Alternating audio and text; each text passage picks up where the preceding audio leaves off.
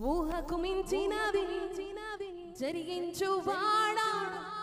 నీవే నా సర్వము నా యేసు